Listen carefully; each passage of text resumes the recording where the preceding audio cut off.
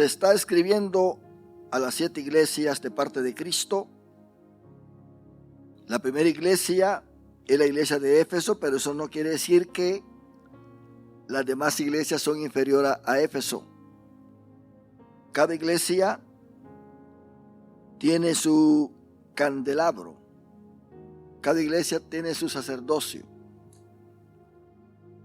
Porque son 7 candeleros de oro que están allí.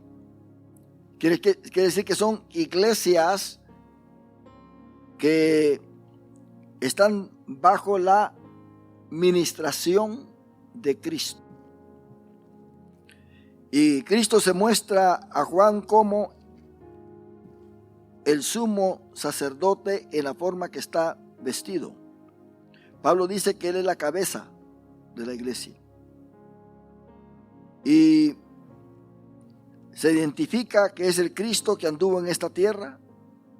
Se identifica que es el Cristo que estuvo muerto y que vivió, que tiene las llaves ahora de la muerte y del Hades.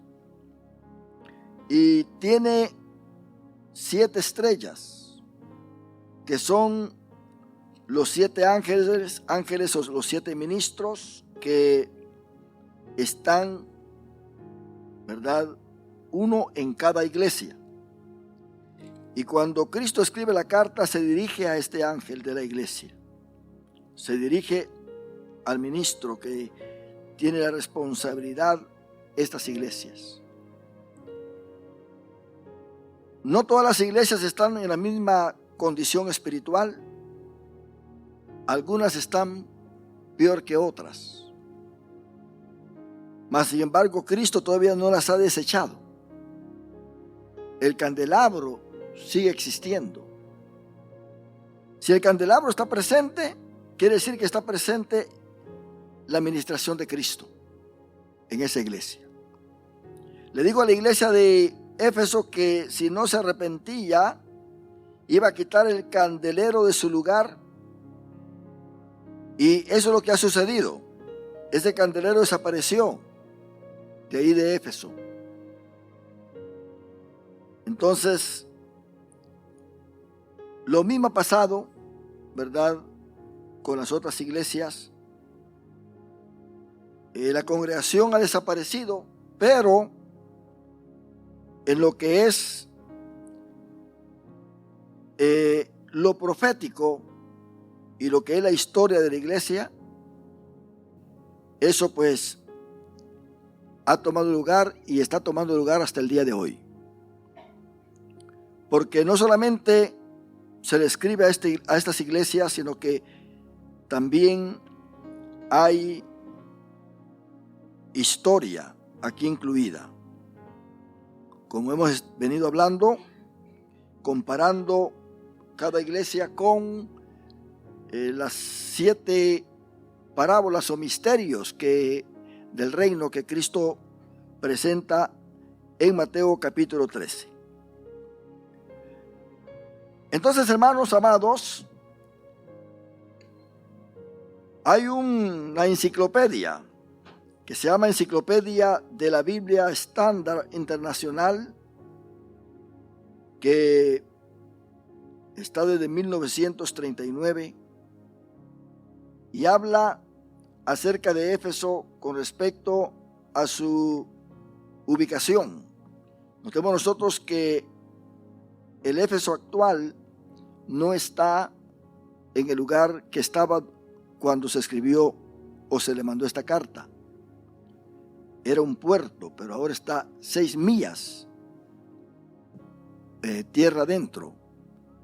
Y porque todo ese lugar, conforme el tiempo fue pasando, se llenó de cieno y ya no iba a ser habitable, así que la ciudad se iba corriendo tierra adentro.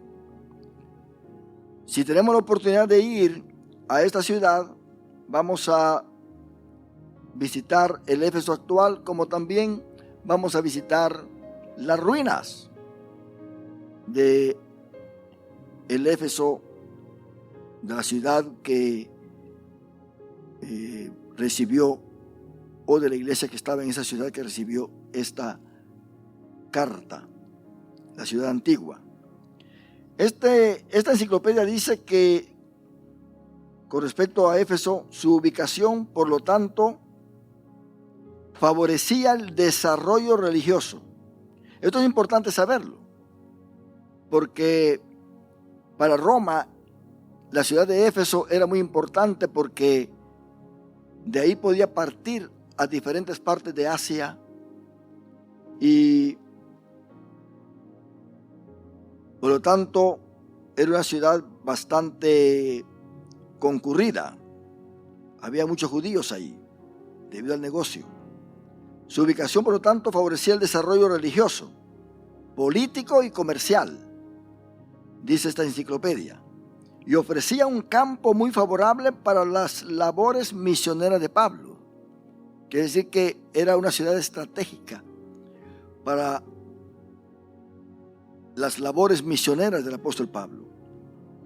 La ciudad se alzaba sobre el lugar donde confluían dos laderas y en la base de dos colinas, Prión y Coreso, con una vista magnífica.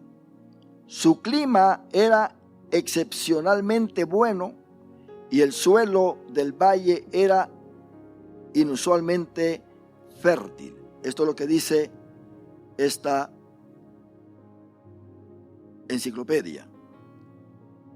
Ahora, cuando Cristo habla a cada iglesia, no solamente le menciona su estado espiritual, sino que agarra el contorno de la ciudad para poder identificar los valores de la iglesia con respecto a la ciudad donde está. Por esa razón es que vamos a ir viendo en cada carta cosas que Jesús menciona, pero que tiene que ver con lo que la ciudad tiene. Y cada mensaje tiene sus propios distintivos, pero también hay similitudes. Cada mensaje empieza con un saludo, como hemos visto, a cada iglesia individualmente. Cada mensaje presenta al Señor Jesucristo en un rol muy peculiar, adecuado para cada iglesia. Y estos roles ya los vemos en el capítulo 1, pero que agarra de ahí esos roles Cristo para aplicarlo a cada iglesia de acuerdo a su condición espiritual. Ahora, esto es muy esencial entenderlo, porque el hecho de que Cristo tenga un cierto rol muy peculiar para cada iglesia significa que realmente nosotros somos miembros de su carne y de sus huesos, como dice Efesios capítulo 5. Somos miembros de Él. Él es la cabeza de nosotros, dando a entender de que no hay nada que pueda estar independizado entre Cristo y la iglesia. Todo lo que hay en Cristo tiene que haber en la iglesia. La identificación de Cristo es la identificación que cada iglesia debe de tener de acuerdo a su estado. Así que cada mensaje presenta al Señor Jesucristo en un rol peculiar adecuado para cada iglesia. Y algo hermoso es que cada mensaje describe su conocimiento acerca de la iglesia. Él conoce las iglesias. Hay muchas iglesias más en ese tiempo, pero solamente escoge estas 7. Esto no quiere decir que no conozca las otras iglesias. Las conoce. Aquí en Los Ángeles pueden haber muchas iglesias y Él conoce todas las iglesias. Sabe cuál es una iglesia verdadera y cuál no es una verdadera iglesia. Sabe si ahí hay un candelabro o no. Si hay administración del Espíritu Santo o no. Tenemos que estar nosotros, hermanos, muy atentos a todo esto, porque si somos iglesia, debemos de tener una identificación delante de Cristo. Cristo debe estar también identificado con nosotros. No es solamente abrir las puertas de un edificio y estarnos congregando y cantar coritos y estudiar la palabra, no. Esto, hermano, es algo divino. La iglesia es algo especial en esta tierra. La iglesia se origina en el cielo. La formación de la iglesia no fue por ningún hombre. Fue en el Pentecostés, cuando se derramó el Espíritu Santo, nació ahí la iglesia. Y la iglesia nace porque el Espíritu Santo es enviado a ella. Y cada uno de nosotros, los cristianos, tenemos que ser morada del Espíritu Santo. Si no, no somos iglesia. Es por demás. Entonces, cada mensaje también incluye palabras de elogio a todas las iglesias, excepto a las iglesias de Sardis y Laodicea, porque la iglesia de Sardis estaba muerta. Y la de Laodicea, pues, no se diga. Una iglesia que estaba completamente desconectada de Cristo. Está teniendo a Cristo fuera de su local, de su trabajo. De tal manera que Cristo dice: yo estoy a la puerta y llamo. El que me abriere, yo entraré. Qué tremendo, ¿verdad? Quiere decir que a Cristo lo tienen afuera. Dios quiera que en nuestra iglesia Cristo siempre permanezca adentro, no afuera. Y esto tiene que suceder a través de nuestra contribución, de nuestro esmero. Tenemos que ser devotos, mis hermanos. Ser personas que amemos la iglesia, que amemos a Cristo y que cada día nos vayamos mejorando como miembros de la iglesia. Nosotros somos tan inteligentes porque Filipenses dice que nosotros hemos tenido ya la inteligencia espiritual. ¿Para qué sirve la inteligencia espiritual? Para que nosotros nos demos cuenta cómo estamos. Si somos realmente o no somos. Si estamos viviendo como miembros del cuerpo de Cristo o estamos viviendo mundanalmente. Porque aquí podemos estar frente a todos. El hermano que está a tu lado es una ovejita, ¿verdad? Pero el asunto es de que también allá afuera nos tienen que ver como ovejas. Cristo dijo: lo voy a enviar a ustedes como ovejas en medio de lobos. Así que hay una distinción bastante clara, ¿verdad que sí? ¿Verdad que es fácil distinguir una oveja en medio de lobos o no? Como también es fácil distinguir un lobo en medio de ovejas. Cristo dijo: por sus frutos los conoceréis. Entonces, cada mensaje incluye palabras de elogio. Qué tremendo. Cristo está elogiando a iglesias que no son perfectas, a iglesias que no están al 100% llevando a cabo el trabajo que Él quiere. Todavía las elogia para estimularlas, para darse cuenta de que sí tienen algo bueno. Pero no nos conformemos de que sí tenemos algo bueno. Oh, Cristo me elogió, ¿se dan cuenta? Aleluya, lo demás no me interesa. No. Cristo nos elogia todavía y nos dice que estamos bien en ciertas áreas de nuestra vida. Pero eso no quiere decir que las otras áreas las vamos a dejar abandonadas. Él las toma en cuenta. Nos elogia en esta área, pero en las otras áreas hay reproche. Dice: no me gustan. No me gusta cómo estás en esta área.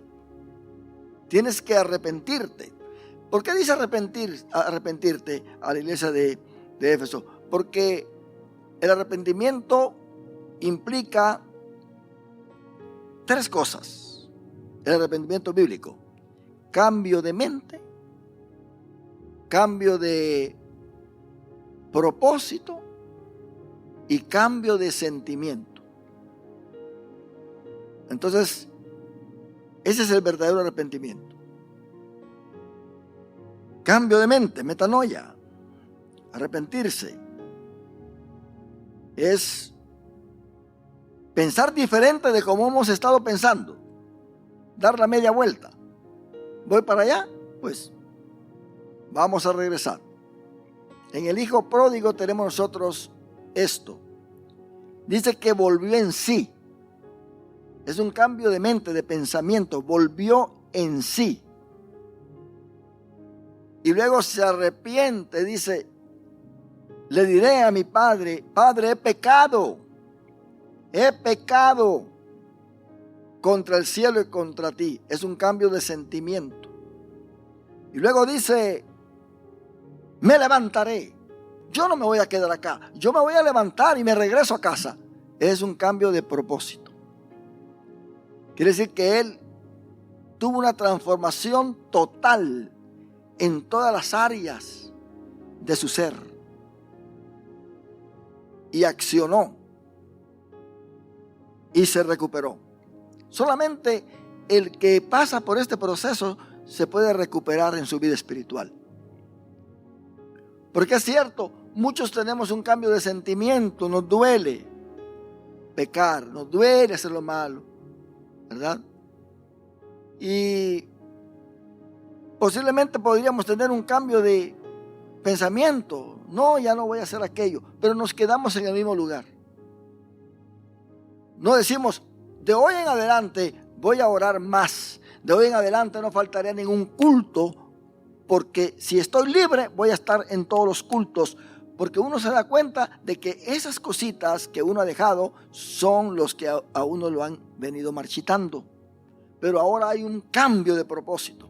Voy a estar en la iglesia, voy a orar, voy a ayunar, voy a estar activado juntamente con mis hermanos. Voy a tener el propósito de servir al Señor en la iglesia. Entonces hay un cambio de propósito. Y Dios se agrada. Imagínense cómo se sentirá el Espíritu Santo cuando nosotros le cedemos ese lugar a Él en nuestra vida. Dios nos va a bendecir tremendamente. Ahora, cada mensaje también incluye palabras de reproche a todas las iglesias, excepto a las iglesias de Esmirna y Filadelfia. Van a entender que estas iglesias estaban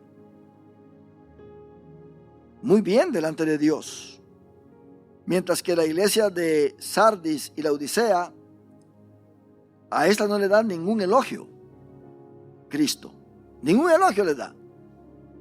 En otras palabras, no les da un certificado de ser buenos.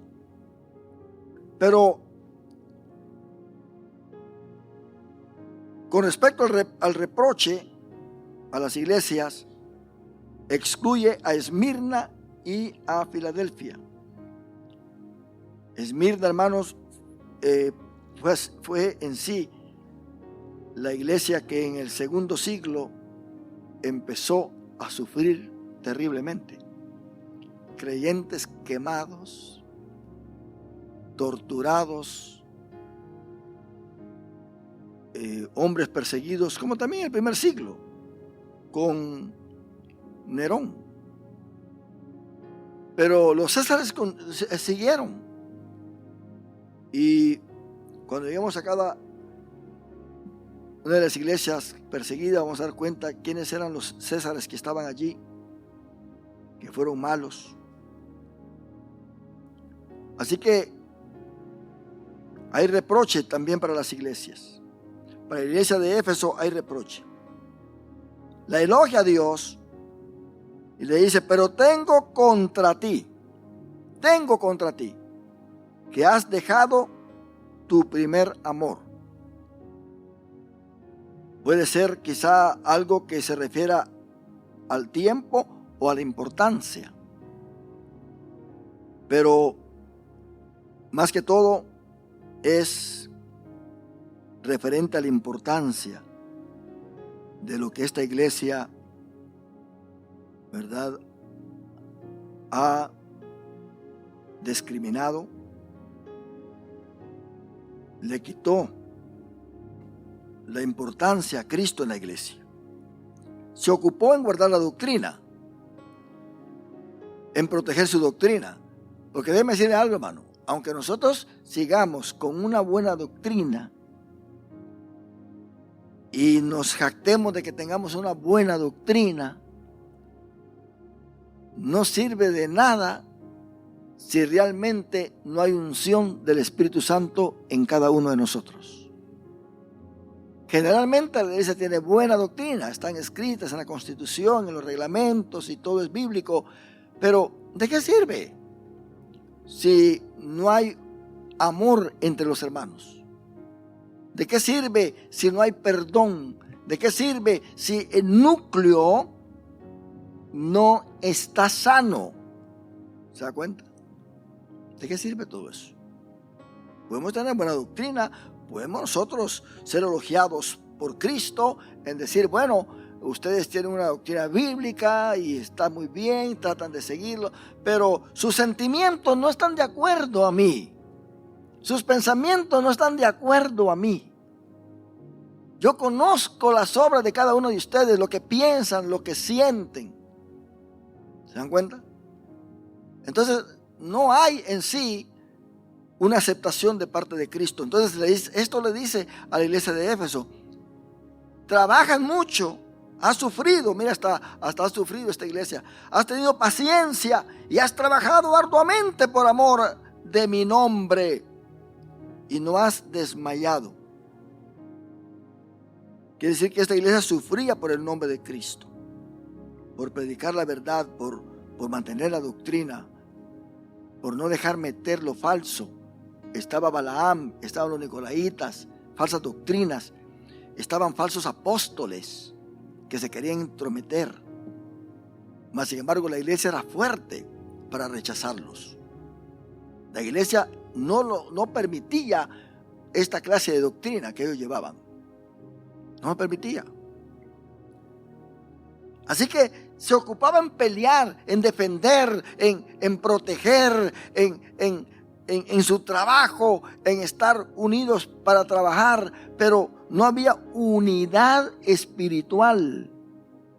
Y en una iglesia donde no hay unidad espiritual, no puede haber unidad con Dios. Pensemos en la oración que hizo Jesús en San Juan capítulo 17. Y se va a dar cuenta el propósito de Cristo. San Juan capítulo 17. Vamos a leer a partir del versículo 16. Él ora al Padre y le dice: no son del mundo, como tampoco yo soy del mundo. En primer lugar, esa es la razón por la cual nosotros tenemos que vivir de acuerdo a Dios, porque no somos de este mundo. Santifícalos en tu verdad. La verdad es la doctrina. La verdad es lo bíblico, el corazón de la enseñanza de Cristo. Santifícalos en tu verdad. Y luego dice, tu palabra es verdad. Lo bíblico, lo que es Biblia. ¿Qué quiere decir santifícalos? Apártalos de toda contaminación, pero dentro de tu verdad, para que nadie se gloríe. Dice Pablo, el que se gloríe en Cristo Jesús, que es el Logos. Santifícalos en tu verdad. Tu palabra es verdad. Quiere decir que nadie puede estar santificado a menos de que no esté santificado en la verdad. Quiere decir que el Padre nos mete en la palabra, nos da su doctrina, para que nosotros nos moldeemos, para que nosotros podamos tener una identidad de que no somos de este mundo.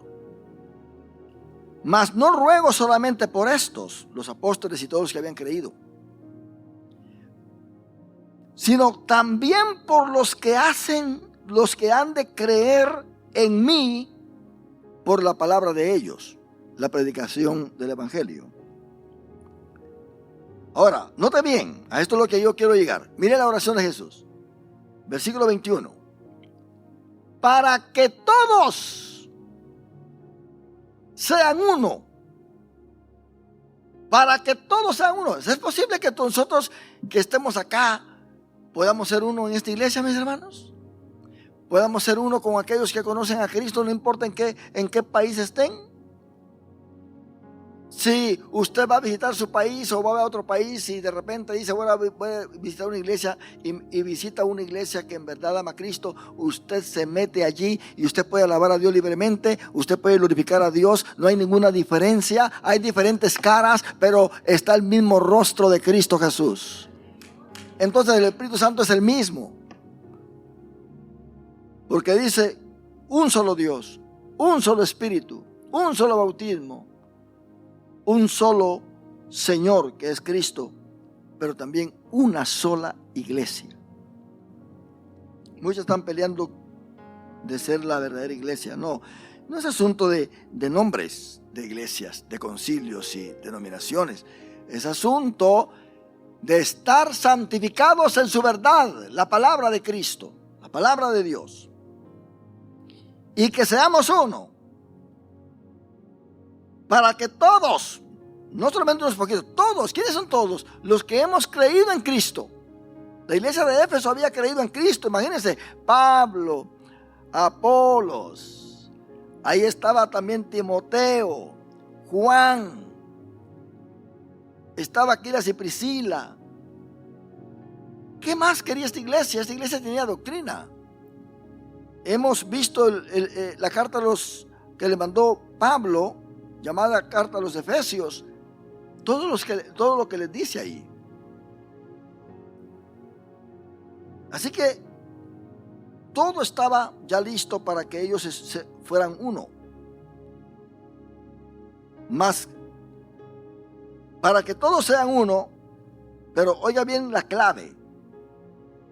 Como tú, oh Padre, en mí y yo en ti, que también ellos sean uno en nosotros, para que el mundo crea que tú me enviaste. ¡Qué tremendo! Esto es profundo, mi hermano, porque Cristo dice, para que todos sean uno, que estén de acuerdo, que trabajen sin pelear. No, Cristo no está hablando hasta ese límite. Él dice, ¿cómo? Tú, oh Padre, en mí. Imagínense esa clase de unión. Es una misma esencia. Una misma esencia. El que me ha visto a mí, ha visto al Padre, dice Jesús. Por esa razón es que cuando Pablo andaba persiguiendo a los cristianos, Cristo se le apareció y no le dijo, Pablo, ¿por qué andas persiguiendo a mis hijos, a los cristianos, a los que han creído en mí? ¿Por qué los andan persiguiendo? ¿Cómo le dijo? Saulo, Saulo, ¿por qué me persigues? ¿Por qué? ¿Se da cuenta? ¿Por qué me persigues?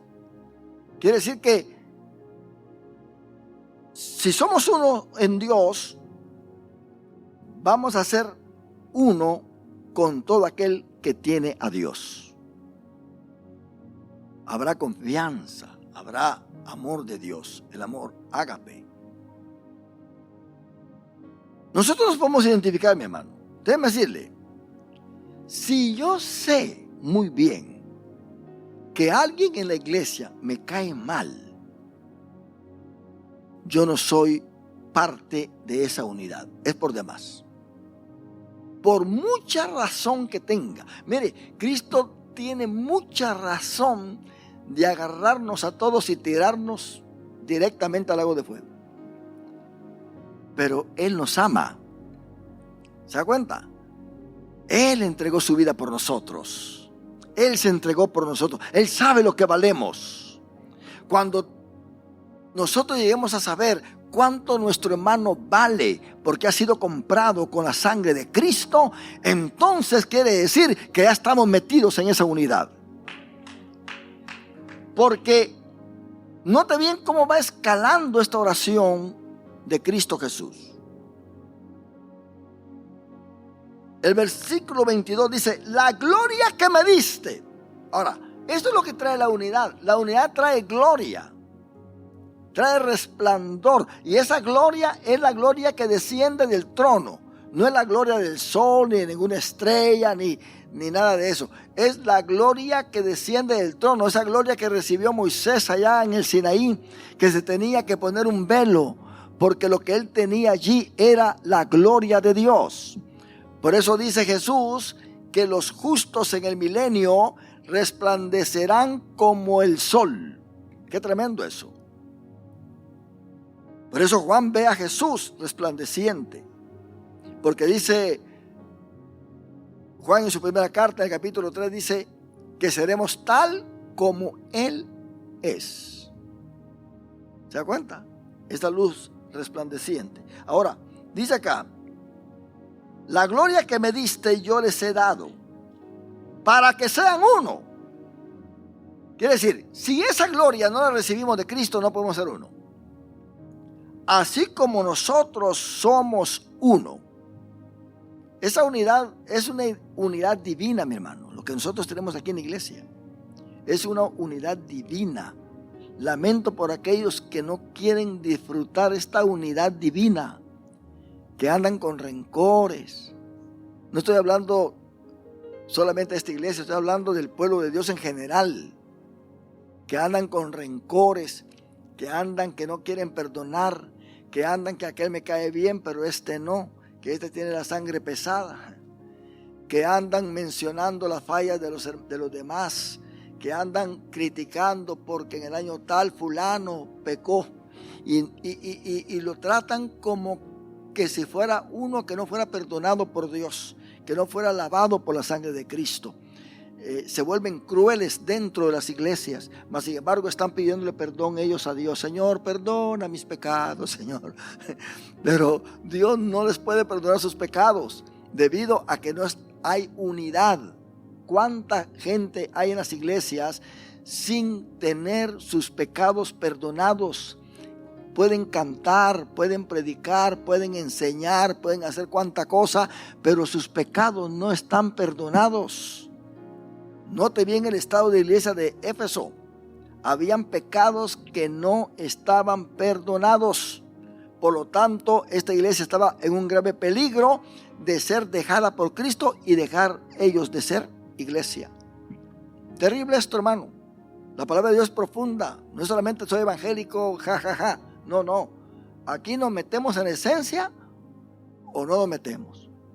Aquí vamos a comprender lo que Dios quiere de nosotros o nos alejamos de Él. El evangelio, por eso dijo Pablo, que es poder de Dios para salvación a todo aquel que cree. Por eso es que en el evangelio hay un nuevo nacimiento. Si ese nuevo nacimiento no se ha llevado a cabo en nuestra vida, olvídese. Usted puede tener 50 años en el evangelio y no hay un nuevo nacimiento. Qué tremendo esto, hermano. Eso es terrible. Vivir uno mismo engañado, pensando que está bien con Dios. La iglesia de Éfeso pensaba que estaba bien con Dios porque trabajaba, porque era paciente, porque tenía buena doctrina, porque rechazaba a los falsos apóstoles, porque podía reconocer entre lo verdadero y lo falso. Era una iglesia sufrida, pero había dejado su primer amor. Lo había dejado. La próxima vez que estemos conversando con nuestros hermanos o con alguien de la familia o donde quiera y nos quiera salir el nombre de un hermano o de una hermana para hablar mal de él, ahí va a ser nuestro examen. Si estamos unidos o no estamos unidos, si somos de Dios o no somos de Dios. Porque al cielo no van a entrar nadie que no ame, nadie que no perdone. Si tú tienes enemigos, perdona, porque el amor de Dios ya está en ti. Dice Romanos 5 que el amor de Dios ha sido derramado en nuestros corazones por el Espíritu Santo que está en nosotros. Pastor, pero yo no puedo perdonar. Empieza a orar por tus enemigos. Cristo dijo, orad por vuestros enemigos, para que el corazón nuestro se vaya ablandando. Señor, mira a Tiburcio, Señor, que me criticó, que dice que yo soy esto, que soy lo otro. Señor, ayúdalo, Señor. Ora por su entendimiento, por su lucidez, para que su corazón se suavice. Ablándale ese corazón, Señor. Que Tiburcio sepa que está mal, Señor. Y tú estás orando por Tiburcio. Y Dios empieza a bendecir a Tiburcio. Pero cuando le empiece a bendecir, no te enojes, ¿verdad? Porque es tu oración la que está teniendo efecto ante el trono de Dios. Entonces Dios te va a levantar a ti también con poder y fuerza. Vas a andar en las alturas, como dijo Habacuc, y en las alturas me harás andar. Yo veo esas cabras monteses, esas que andan allá, ¿verdad? Trepadas en las rocas. Oiga, eso está a 90 grados y todavía no se caen las ingratas. Ahí andan caminando y se van para acá y se van para allá, y porque les gusta la sal que hay ahí en esas rocas. ¿Y quién las va a alcanzar ahí donde están? Si están en las alturas y se les hace fácil caminar allí. Otro animal, por muy bueno que sea, se sube ahí y se cae. Entonces, eso, hermano, es algo que tenemos nosotros que tomar en cuenta. Por eso dice Eclesiastés, ante toda cosa guardada, guarda tu corazón. Y nunca, dice otro pasaje, en todo tiempo sean blancos tus vestidos. Y nunca falte ungüento sobre tu cabeza. Nunca. No dejes que el enemigo venga y te meta basura en tu cabeza. No dejes que el diablo venga y traiga moho a tu cabeza. Mire, cuando un niño o algo se traga algo que le podría ser muy mal al estómago o empacharse, ¿qué es lo primero que se le da en emergencia? Aceite, porque el aceite no deja que aquello se pegue a la pared del estómago. ¿Se da cuenta? Entonces, si tenemos el aceite de Dios, el Espíritu Santo, ningún pensamiento maligno de odio se va a pegar a nuestro corazón. Nada de eso va a quedarse. Es más, mira cómo Dios es tan hermoso que hace que se te olvide la ofensa. Por allá como que el enemigo viene y te quiere recordar, pero ya no tiene el mismo efecto. ¿Sabes? ¿Te acuerdas así? Pero y se va como que si hubiera un pájaro volando sobre tu cabeza. Alguien dijo, nadie puede evitar que los pájaros vuelen sobre nuestras cabezas, pero sí podemos evitar que hagan nido, ¿verdad? Imagínense un pájaro haciendo aquí y empieza a hacer un nido usted y no hacer nada. Eso está terrible. Y oiga bien, la gloria que me diste yo les he dado, para que sean uno, así como nosotros somos uno. Está hablando del Padre y el Hijo. No quiere decir que Jesús es el Padre, que Jesús es el Espíritu Santo. No. Es que el asunto es, hermano, que hay una Trinidad que para muchos les es difícil comprender. La Trinidad lo hace Dios o la muestra Dios a través de lo criado también. Pensemos en el huevo, pensemos en el sol, pensemos en ¿qué otra cosa? En el ser humano, somos espíritu, alma y cuerpo. El huevo es uno, ¿verdad que sí? Cáscara clara, ¿verdad? Se llama el otro. Y yema, ¿verdad? Pero es uno. ¿Qué podemos hacer? Son 3 elementos.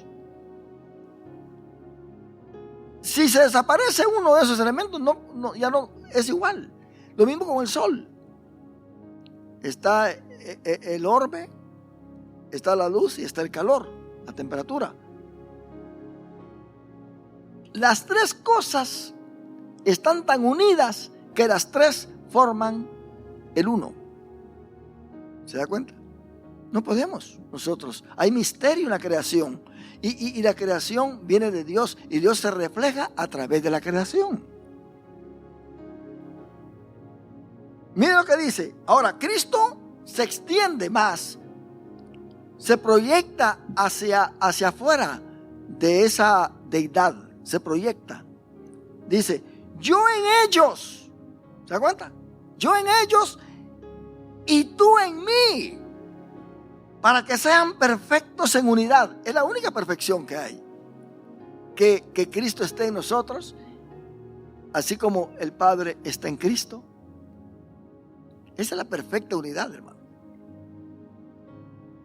Para que el mundo conozca que tú me enviaste y que los has amado a ellos, como también a mí me has amado.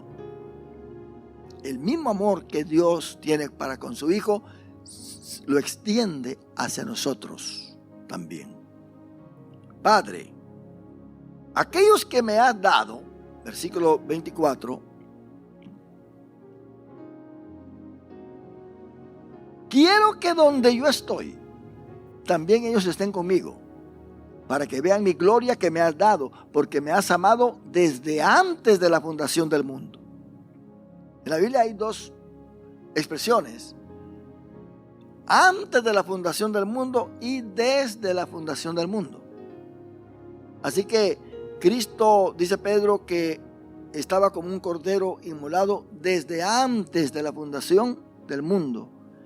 El Padre ha amado a Cristo desde antes de la fundación del mundo. Dice Efesios capítulo 1 que Él nos escogió a nosotros desde antes de la fundación del mundo. ¿Se da cuenta? Mas sin embargo,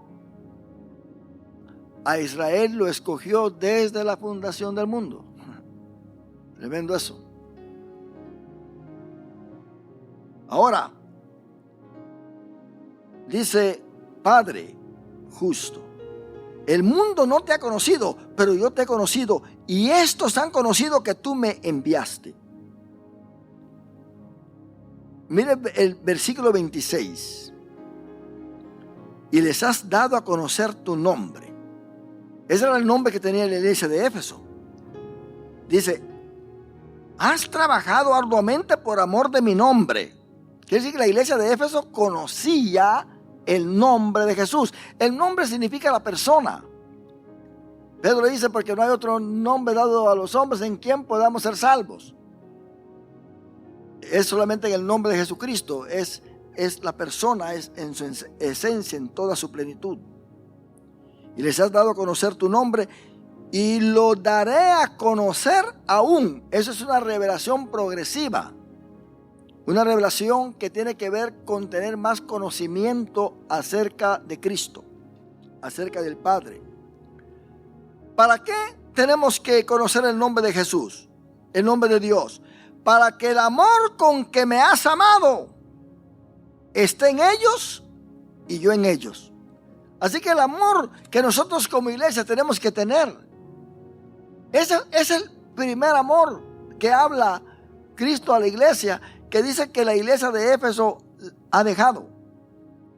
Para que el amor con que me has amado, imagínese el amor del Padre hacia Jesús. ¿Podría usted pensar sobre eso? ¿Qué tanto ama el Padre a Jesús? ¿Qué tanto? Dice que ese amor tiene que estar en nosotros. Ese amor tiene que estar en nosotros. ¿Tendremos nosotros ese amor? Preguntémonos. ¿Qué pasa si en esta misma noche alguien por ahí, después del culto, te dice una expresión que te ofenda terriblemente y que te vaya llorando a la casa por lo que te dijo, que te avergonzó delante de las visitas que trajiste, o tus hermanos, tus familiares, y que el día siguiente el hermano dice, hermano, perdóneme lo que le hice anoche? ¿Cómo vamos a actuar nosotros? No, hermano, déjeme por favor un tiempo, porque estoy rabioso. Déjeme orar y ayunar. Deje que Dios transforme mi corazón, porque ¿será que le vamos a decir así? O inmediatamente vamos a decirle, hermano, no se preocupe, ya mi corazón está preparado. para cualquier cosa que pueda venir y perdonar. Porque Cristo dijo, el que cree en mí, de su interior correrán ríos de aguas vivas. Imagínese usted una fuente produciendo agua y usted tiene una basura ahí. ¿Qué va a pasar con esa basura? Automáticamente la saca.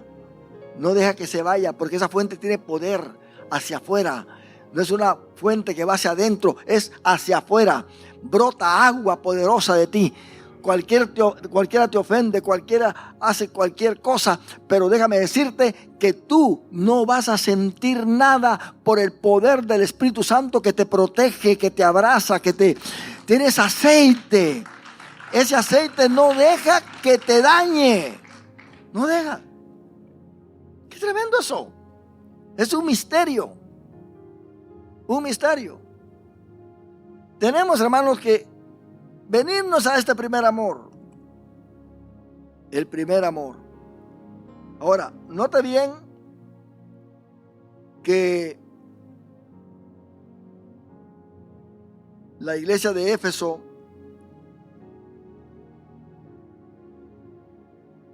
recibe también de parte del apóstol Pablo, ahí en Efesios 6:24, recibe una expresión tan hermosa. En primer lugar, pensemos que el que está acá es el discípulo amado, el apóstol del amor. Les está hablando del amor a la iglesia de Éfeso. Si usted lee primera Juan, se va a dar cuenta que habla del amor, solo del amor. Es más, dice, el que ama es de Dios, el que no ama es del diablo. Es casi claro. Claro. Preguntémonos, ¿somos de Dios nosotros? Dios mío, tú sabes, yo amo a los 999. Pero al 1000 no. No llego a 1000. Pero estoy bien cerquita. Pues por ese. Mire, hermano, yo le voy a decir algo y lo que estaba pensando en este día. El asunto es este. Hay ministros que han sido veneno para otros ministros. Han sido veneno hasta para familias dentro de las iglesias. Y piensan que porque son ministros tienen todo el derecho de mandar a cualquiera al infierno. Que porque son ministros pueden criticar, pueden murmurar, pueden hacer lo que quieran, critican a aquel pastor, al otro pastor, pero lo critican con odio. No es una crítica constructiva, sino que es una crítica destructiva. No le hablan, sienten odio por él, por cualquiera que sea la razón. Por cualquiera que sea la razón, nadie tiene el derecho de odiar si pertenece a la unidad que Cristo habla allí en su oración. Porque el que está unido con el Padre, está unido con el Hijo y está unido con el Espíritu Santo. No es de este mundo. Al decir no es de este mundo, quiere decir que no va a tener los efectos que este mundo produce en medio de cualquier circunstancia de discriminación, de odio, cualquier cosa que pase. Es que para ir al cielo no va a ser fácil, mi hermano. Entonces estos ministros piensan que se van a ir al cielo. Se van a ir al cielo. Ellos están tan confiados. ¿Cuántos ministros pudieron haber muerto hoy con el COVID-19 y pensaban que estaban bien y fueron a parar al infierno? ¿Cuántos líderes de las iglesias fueron a parar al infierno porque trataban mal a un hermano, porque no le hablaban a fulano, porque lo discriminaban, porque, oh, no, aquel no es cristiano, este tiene demonios, no, el otro? O sea, fueron a parar al infierno debido a que dejaron su primer amor. Digámosle a Dios, Señor, yo quiero mantenerme en ese primer amor. Y ese primer amor lo que trae como resultado es la búsqueda de Dios, ser amigo de Dios, amar a Dios sobre todas las cosas. Amarás al Señor tu Dios. Ahí está el Shema de Deuteronomio 6:5. Con todo tu corazón, con toda tu alma, con todas tus fuerzas. O sea, tenemos que amar a Dios. Ahora dice Pablo en Efesios 6:24. Mire cómo le dice: la gracia sea con todos los que aman a nuestro Señor Jesucristo con amor. Oiga bien, ¿cómo le dice la iglesia de Éfeso? Con amor inalterable. Amén. ¿Qué es la palabra inalterable? ¿Qué no entiende usted por la palabra inalterable? ¿Qué es alterar algo? Cambiarlo,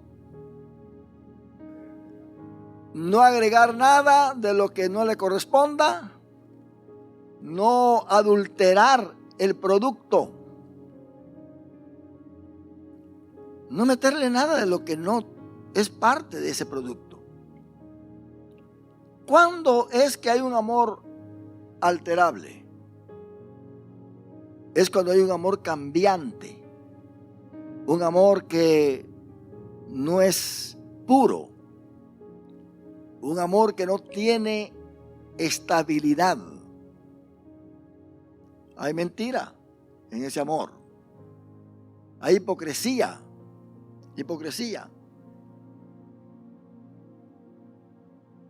Qué tremendo eso, hermano. Nos iremos al cielo si Cristo viene en esta noche. Nos iremos de verdad al cielo. Estamos realmente en el primer amor. Estamos realmente unidos a Cristo y al Padre en una unidad perfecta. Estamos realmente disfrutando de la esencia de esa unidad divina. O solamente somos como el piojo que anda ahí en el cuerpo, es parte de la persona, pero es piojo. No es parte de las células. No es parte de ese organismo. Es uno que está atacando el organismo.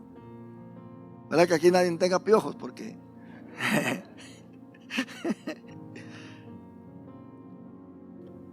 la gracia. Oiga bien, el apóstol Pablo, inspirado por el Espíritu Santo, le habla a la misma iglesia de Éfeso.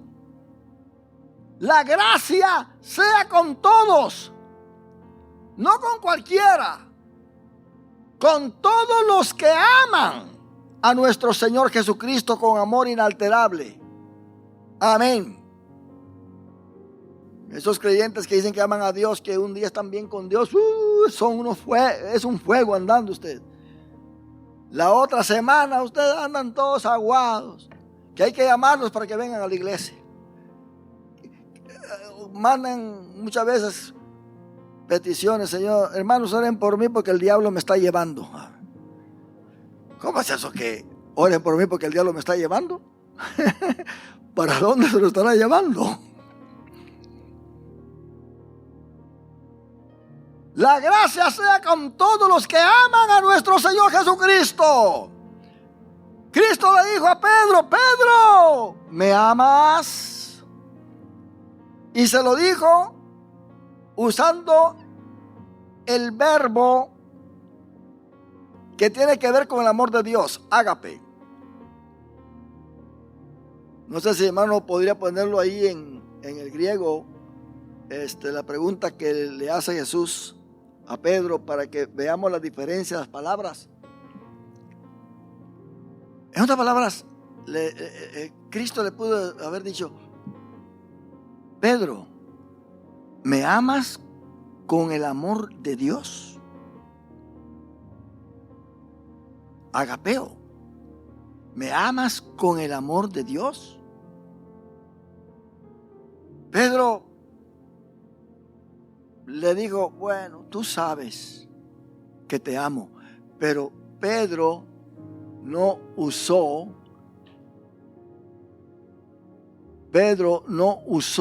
la palabra que tiene que ver con agapás. que está en la segunda línea, mi hermano. Eso mero. Agapás. Y Pedro le respondió.